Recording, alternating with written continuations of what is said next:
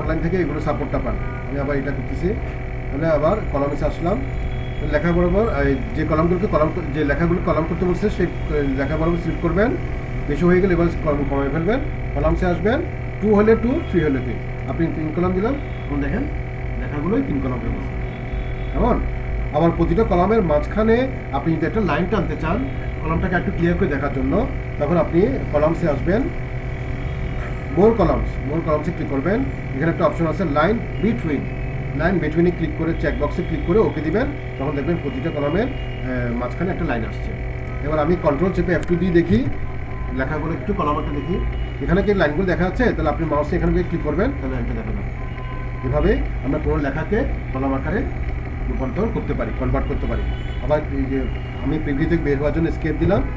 So এইভাবে আমরা column করব, কেমন? তাহলে এভাবে এগুলো আপনারা করবেন। আর একটু অপশন আছে, এগুলো একটু বোঝা দিই, তারপর আপনারা করিয়েন, তখন অবশ্যই না পারলে আমাকে বলবেন। এবার আসেন ওয়াটারমার্ক। আবার আরেকটা জিনিস দেখেন, আমি কলামটা যদি উঠাই দিতে চাই, কলাম উঠা দেওয়ার জন্য আমাকে সিলেক্ট করতে হবে না, কার্সারটাকে লেখার যে কোনো পাশে রাখলে হবে, জাস্ট কলামে এসে ওয়ান কলামে ক্লিক করবেন, তাহলে কলামটা উঠে যাবে। এবার আসেন ওয়াটারমার্ক জিনিসটা কি দেখেন, আমি যখন ওয়াটারমার্কে মাউস নিয়ে গেলাম, তখন আপনাকে একটা স্যাম্পল দিয়ে দেখাচ্ছি ওয়াটারমার্ক জিনিসটা কি। ওয়াটারমার্ক জলছাপ, পৃষ্ঠার মাঝখানে নির্দিষ্ট একটা ওয়ার্ডকে আপনি জলছাপ আকারে রাখতে চাইলে বা জলছাপ আকারে ডিজাইন করে রাখতে চাইলে, তখন এটা হচ্ছে ওয়াটারমার্ক।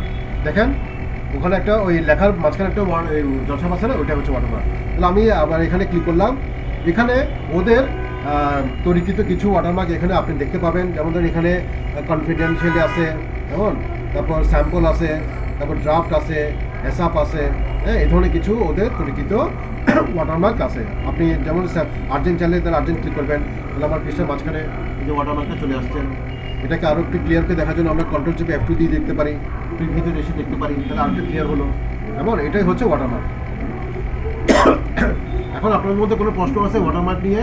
অবশ্যই প্রশ্ন থাকা আমি মনে করি আশা করতে পারি। প্রশ্নটা কি হতে পারে? Very good.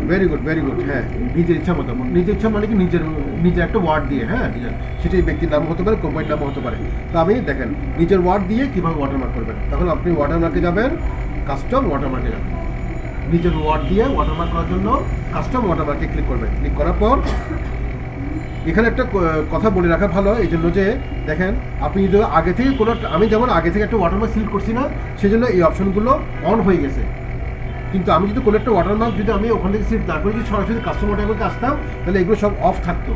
তখন খেয়াল রাখবেন, এগুলো সব অফ থাকলে তখন মাউসটা আপনি টেক্সট ওয়াটারমার্কে ক্লিক করবেন। এখন যেখানে টেক্সট ওয়াটারমার্ক আগে থেকে ক্লিক করা আছে, কেন আগে থেকে ক্লিক করা আছে এখানে টেক্সট ওয়াটারমার্ক, আমি আগে থেকে একটা ওয়াটারমার্ক সিলেক্ট করে আসছি, সেই জন্য। কেমন? আপনি প্র্যাকটিস করতে গেলে এই যে সমস্যা পড়বেন সেটাও ভেঙে দিচ্ছি। স্যার আমি যখন ওয়াটারমার্ক করতে গেছিলাম সবগুলো দেখি যে অফ, কোনো ক্লিক করা যাচ্ছে না, লেখা যাচ্ছে না। এটাই খেয়াল রাখবেন, কেন অফ কেন অন। এখন অন কেন, আমি আগে থেকে একটা ওয়াটারমার্ক ওখান থেকে সিলেক্ট করে আসছি, সেই জন্য অন। আমি যদি আগে থেকে কোনো একটা ওয়াটারমার্ক সিলেক্ট না করতাম তাহলে এটা অফ থাকবে। কেমন? এটা খেয়াল রাখবেন। তো অফ থাকলে টেক্সট মোড ওয়াটারমার্ক ক্লিক করবেন। এবার আসেন আপনি কোথায় আপনার ওয়ার্ডটা লিখবেন, টেক্সটে লিখবেন। এই যে টেক্সট অপশন আছে না, টেক্সটে লিখবেন। এখানে টেক্সটে ওই যে আমি আর্জেন্ট সিলেক্ট করছিলাম, সেই এখানে আর্জেন্ট আসছে। আমি এখন আর্জেন্টটাকে মুছে দিয়ে একটু ওয়ার্ড লিখে দিলাম। আমি আমি কম্পিউটার লিখতেছি, কম্পিউটার। ছোটো হাতে হতে পারে, বড় হাতে হতে, সমস্যা নাই। এরপর ওকে দিলাম। তাহলে এখন দেখেন আমার পৃষ্ঠার মাঝখানে কম্পিউটার লেখাতে ওয়াটারমার্ক হিসেবে চলে আসছে। কন্ট্রোল F2 দিলাম।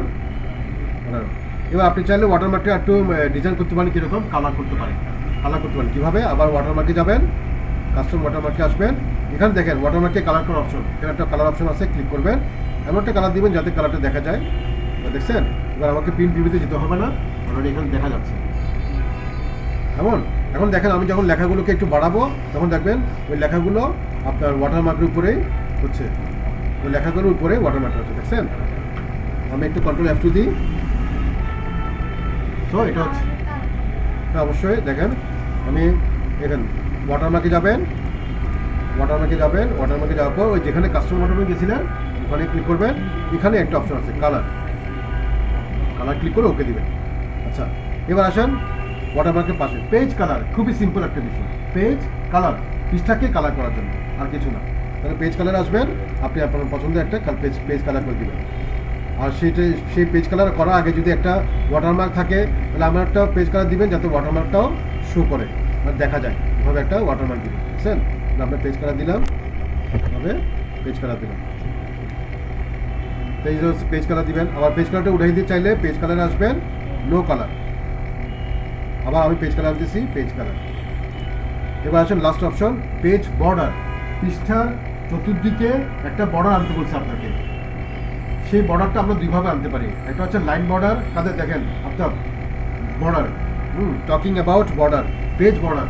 তাহলে পেজ বর্ডার দুইভাবে আনতে পারেন, একটা হচ্ছে লাইন বর্ডার আর হচ্ছে আর্ট স্টাইলের বর্ডার। তাহলে প্রথমে আমি লাইন বর্ডারটা এনে দেখাই। পেজ বর্ডার আনার জন্য আপনাকে কার্সারটা কোনো লেখা সিলেক্ট করতে হবে না, কার্সারটা যে কোনো জায়গায় রাখবেন, রাখার পর পেজ বর্ডার ক্লিক করবেন। এটা হচ্ছে লাইন বর্ডার, লাইন বর্ডার। তাহলে লাইন পেজ বর্ডার। তাহলে আমি এখান থেকে লাইনটা আমি এটা দিব না, এটা দিব না। কেন? এই ধরনের লাইন বর্ডার দিলে, পেজ বর্ডার দিলে লাইনগুলো তেমন একটা ক্লিয়ার হবে না, আমার পেজ বর্ডারটা তেমন একটা পরিষ্কার করে দেখা যাবে না। তাহলে আমি এমন একটা লাইন বর্ডার দিয়ে পেজ বর্ডার দিতে যাচ্ছি, এটা দিলাম। এটা দিলে এইভাবে একটা page border, line page border আসবে। আমি ওকে দিলাম। সঙ্গে একটা কালার করতে চাইলে কালারটা করতে পারি, এখান থেকে এসে কালার করতাম। এবার দেখেন এখানে পেজ বর্ডার পুরোটা দেখা যাচ্ছে, পুরোটা দেখা যাচ্ছে কোথায়? নিচে অপশনে দেখা যাচ্ছে।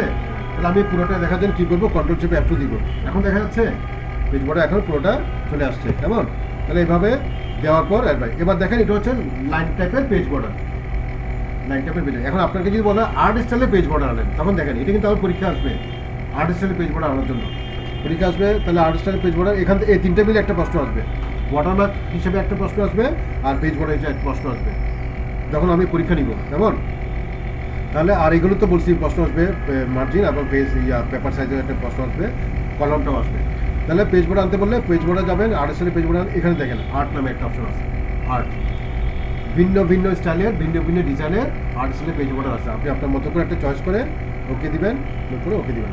এখন দেখেন আমি কন্ট্রোল চেপে F2 দিলাম, ঠিক আছে? তাহলে এইভাবে আমরা পেজ বর্ডারটা আনবো।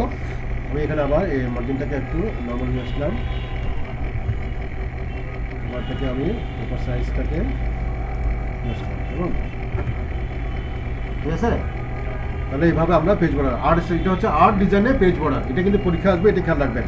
তাহলে আর্ট অবশ্যই আমি কন্ট্রোল Z দিলাম উঠে দেওয়ার জন্য। অবশ্য কন্ট্রোল Z সবসময় একটা জিনিস মনে রাখবেন, কোনো জিনিস উঠে দেওয়ার জন্য কন্ট্রোল Z সবসময় না, কেমন? ওটারও একটা অপশন আছে, নান আছে। যেমন আমি এখন কন্ট্রোল Z দিয়ে এটা পেজ বর্ডারটা উঠাবো না।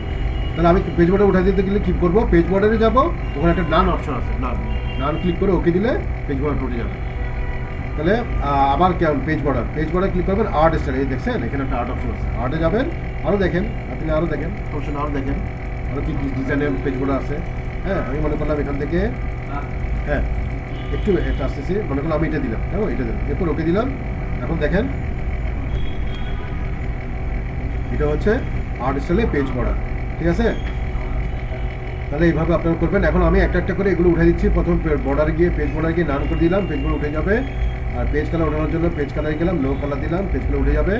ওয়াটারমার্ক রিমুভ করার জন্য ওয়াটারমার্কে যাবেন, রিমুভ ওয়াটারমার্ক। এইভাবে ইন্ডিভিজুয়ালি আপনি এগুলোকে রিমুভ করতে পারবেন। তারপর আপনারা তাহলে এখন এগুলো একটু প্র্যাকটিস করেন।